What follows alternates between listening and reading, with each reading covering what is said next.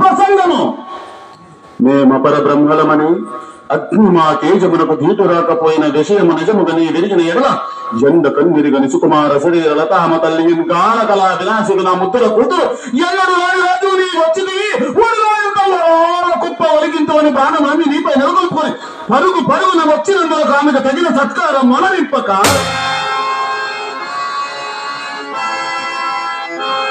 పొగరుచే కంట కావరమున పొగరుచే మమ్ము కూడా గరింపక నాలుకలు కోల్పోయినది మమ్మ ఎరింగియే. అలాగైన నీ ఎడమే ఉపేక్షా భావమునుండరాదు. కుసుమ కోమలైన రాజబింబాస్వనపై మోమాట మించుకైననో లేక నాలుకలు కోయిదన్న నీ నాలుకలు ఇప్పుడే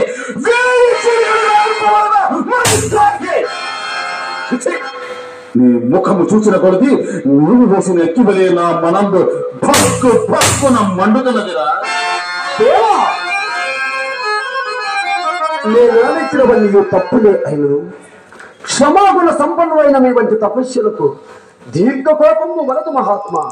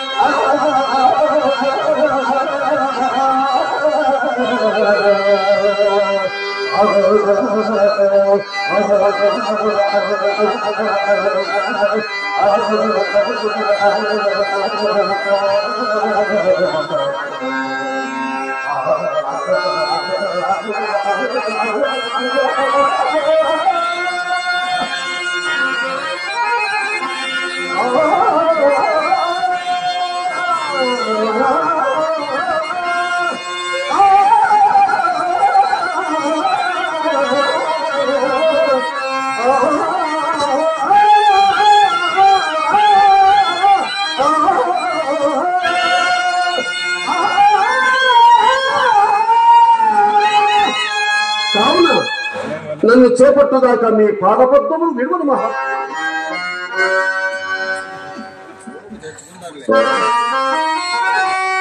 నేను ఇతని శాంత స్వభావము క్షమాగుణ సంపత్తి కిరీటముపై తన్ని దుర్భాషలాడినను గర్భంతయోని చెల్లింపుకున్నాడు. విరాగులమై సంసారమును బాసి తపస్సు చేసుకుంటున్న మాకిట్టి దీర్ఘ కోపంబు చనదు. హరిశ్చంద్ర, నీ తప్పులను నీ అందే ఉండనేమో. శరణాగత రక్షణ అవస్థ కర్తవ్యము గనుక నీ భయం బుడిపి నిన్ను చేపట్టినారమలేము. మునీంద్ర, ఇహపరములకు రెండింటికి నా ఉపదేశం బొండు గలదు.